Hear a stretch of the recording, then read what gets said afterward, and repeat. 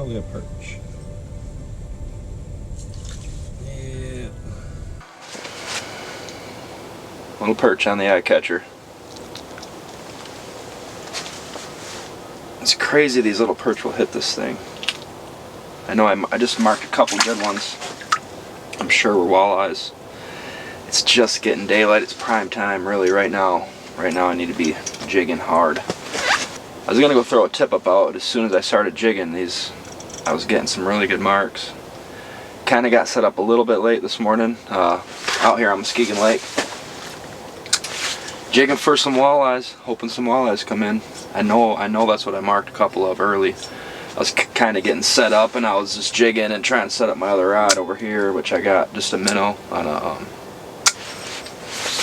I've got just a minnow on a slip bobber over here, but something was monkeying with that. Probably one of these perch.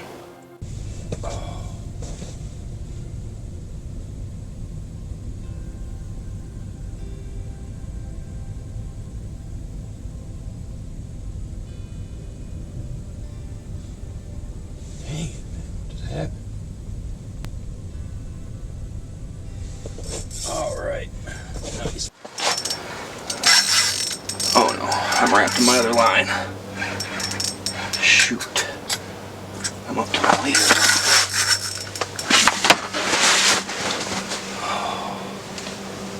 Pike or something.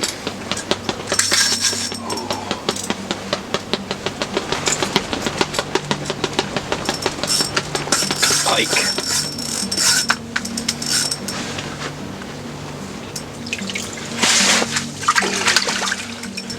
It's coming up tail first because I'm in my slip bobber too.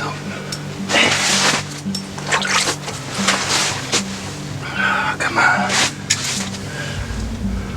I can't get him to turn. His head. Where's his head? There's his head. There's his head. Oh, he took off again. Oh.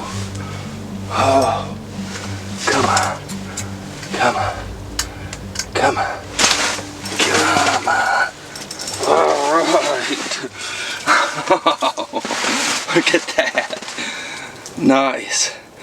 Oh man, he spooled in my other line too. He just swallowed that. Nice, big, fat northern.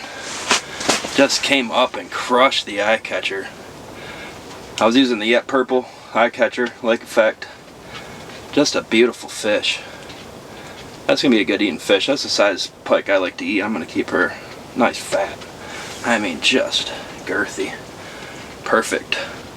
Now it's here for walleye. I know there's a lot of pike out here too, so definitely I'm okay with those. They put up a heck of a fight, so that was a lot of fun.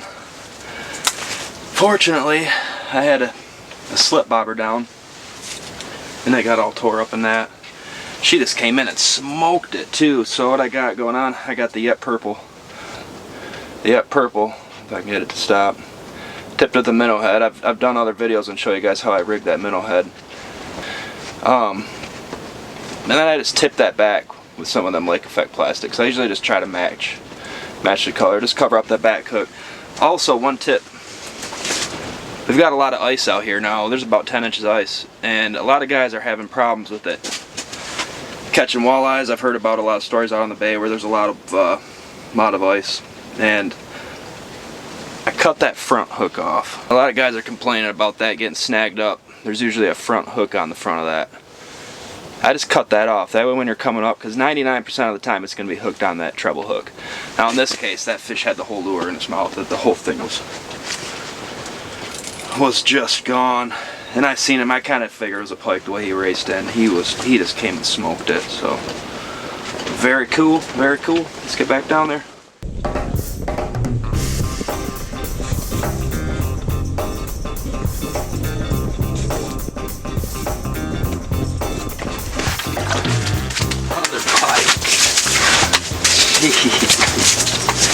Just raced up and smoked it. This one's a little short. My gosh. Just raced up and smoked that Yet Purple. Another one on the Yet Purple. Ah, if I had a flasher cam, you guys. Oh my gosh. Oh my. He just came up and smoked it. He's gonna be a little short. I'm gonna let him go. That was pretty cool. A little small. Alright, see ya. Slimy little rocket. It's getting to be late morning now. The sun's coming out. Kind of want to do a little bit of talking about what I'm doing this morning as far as my setup. I know a lot of people, I'll make a video and I won't tell anything about what I'm doing, how I'm setting up, where I'm at, and so that's the most common question I get, is just a little more detail. So I'm out here on Muskegon Lake today. I'm not going to tell you exactly where I'm at, but I'll tell you what I'm looking for as far as structure and everything. And my main thing out here is just trying to get away from people. There's spots where you're going to see a lot of people, and they're there for a reason because there's fish there. But that's not, I just don't like being around a lot of people. So anyways, I'm looking for similar things that I would look for in other lakes. And that's going to be shallow water that's going to have a nice break, that's going to have access to deep water. And that's really what I'm looking for everywhere on this lake. There's so many spots. There are literally hundreds of spots that you can come out to this lake and catch walleye. I'm sitting in about 22 foot of water right now. Usually I'm looking for anywhere in between 20 and 30 foot of water out here. Sometimes, if I'm looking for a night bite or a midday bite, I might go out a little bit farther on the flat. I'm going to sit right on the same spot all day. I'm set up. The wind is terrible. You guys can probably hear that. It's just awful. But I had some lookers this morning. Didn't hit. Switched colors kind of late morning. I was really thinking they were going to hit that fire tiger. They just did not hit it.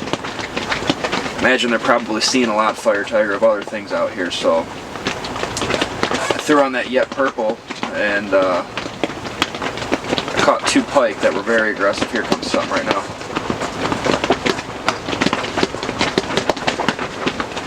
Okay, perch or something right down there.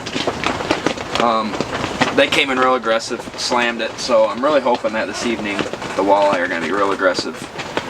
But yeah, I just kind of wanted to tell you a little bit about how I'm setting up. I'm jigging. I did have a dead stick down with a minnow on it, but I'm probably not going to do that anymore. That first pike I caught got all tangled up in it. Caused a huge mess, so but I'm going to stick it out. There's some perch down there biting. I'm trying out. They're not really big. I feel like if one's big enough, jumbo one, they'll come up and smash it. But yep. So hopefully, maybe there's a midday bite. I wouldn't mind a couple more pike. They're fun. So really hoping to get into some walleyes though. So yeah, I just want to tell you a little bit about what I'm looking for out here. Typically, yeah, just like I said, steep drops. That's what I typically like. Access to a big weed flat, because that's where they're going to be coming off. A lot of the times the bite is going to be those windows right in the morning, right in the evening, those last hour. I'll probably fish a little bit into the darkness tonight, but my experience out here, they just don't hit after dark. So at least not out in this little bit deeper water. I bet they're in the shallower water probably. But yeah, so here, hopefully they come back. Bobber down, bobber down. Bobber down.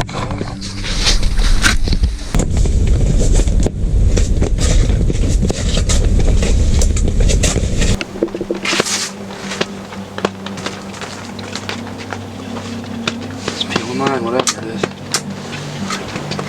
Fish on.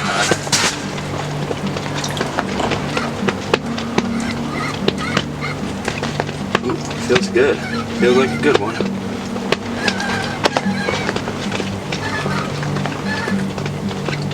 Good, hope I don't get caught on the ice. Don't get caught on the ice. Come on.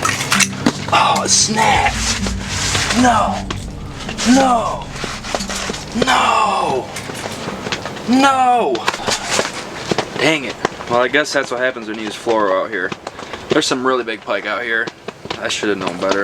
My drag was tight. And he probably had it really swallowed. I know I had him hooked good, but his tooth probably just cut the line. Dang it. That was a big fish. I'm using a medium heavy rod there for that with this, because I know there's some big pike down here. He took out a pretty good amount of line. That was a good fish. Really good fish. He probably just got, I'm just using 8-pound fluoro as a leader. And It's just what I prefer to do. I know people would tell me to put on a steel leader or something, but dang it, that was a good one. That was definitely bigger than the one I had this morning. So yeah, so let's get back down there and get back at it. So I got another hole over here where I've got a slip bobber down, taking these little bit bigger minnows and I'm hooking them right behind the dorsal fin, just right under the skin, right towards the back, but just behind that dorsal fin. I just got a single hook.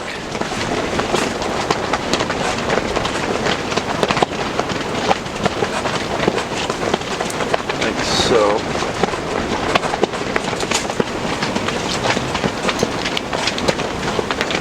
I've already got the depth marked. So this is basically like how I would set up a tip up. I'm just running, I've got 8-pound braid to 8-pound fluoro. Running down with the single hook and a couple sinkers just to get it down there. Try to keep that minnow lively so it's doing its job, and I got a bobber stop. I got a rubber bobber stop here with just a bead just to help it so it stops right. And then yeah. And then that gets down there. Yeah. I just leave the bail open. And I just kind of stick it up here.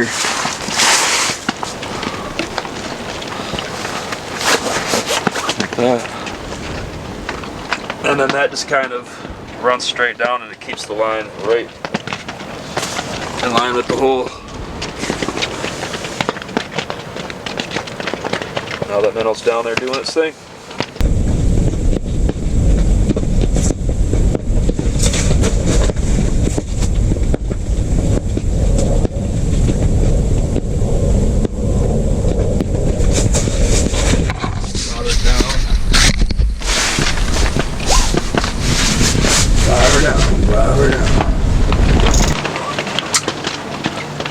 Fish on. Good one too. Good one. That's a good one.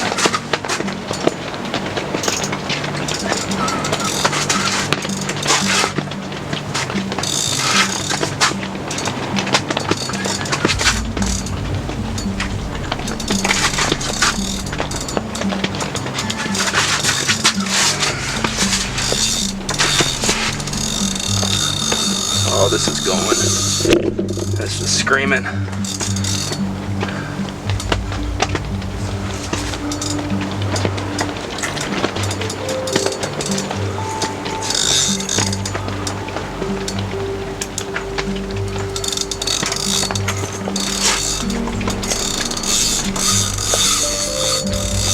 Oh my gosh.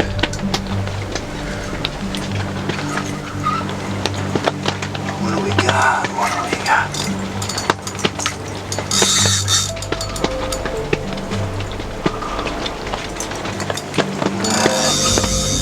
Oh.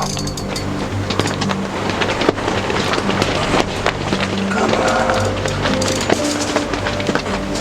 Looks like a big old pike. A really big pike. Oh my gosh. Oh my gosh. Oh my god. Oh my gosh. Huge pike. I gotta get the turn. His head. Oh, he's a monster. Come on, buddy. Come on, turn your head. Turn your head. Turn your head. Turn your head. Come on.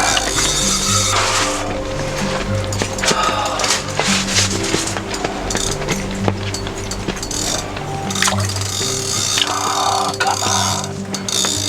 Come on. Oh, come on. Holy smokes. Come on. Yes. Yes.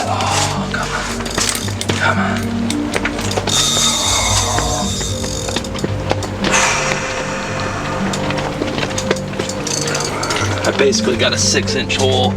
I got a double 6 here, but it's not busted all the way. And I cannot get his head to turn in. This is a big fish, you guys. Oh my gosh. I cannot get it. Oh no. He didn't like that. He did not like that. Oh, come on. Come on, baby. Come on. Come on. Oh, this is a big fish. Oh.